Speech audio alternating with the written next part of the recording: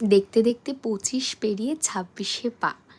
এতগুলো বছর প্রত্যেক বছরই বাবা মায়ের সাথে এবং পরে দিকে জীবনে কিছু কাছের মানুষ আসায় তাদের সাথে ছাড়া খুব একটা পরিবারের সাথে জন্মদিন উদযাপন আমার হয়নি।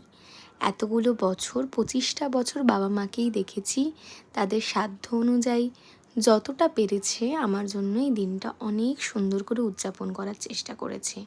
কিন্তু এই প্রথমবার নিজের পরিবারের লোকজনের সাথে কাকা কাকিমুনি ভাই বোনু ঠাম্মি সবার সাথে জন্মদিন উদযাপন করার এতটা আনন্দ এই 26তম বছরে প্রথমবার। বুঝতে পারিনি পরিবারের সাথেও এতটা মজা করা যায়। কাকিমুনির হাতে রান্না, প্রত্যেক বছরই মায়ের হাতের পায়েস, মায়ের হাতে রান্না দিয়ে জন্মদিন উদযাপন হয়। এই বছর কাকিমুনি মাকে পুরো ছুটি দিয়ে দিয়েছিল।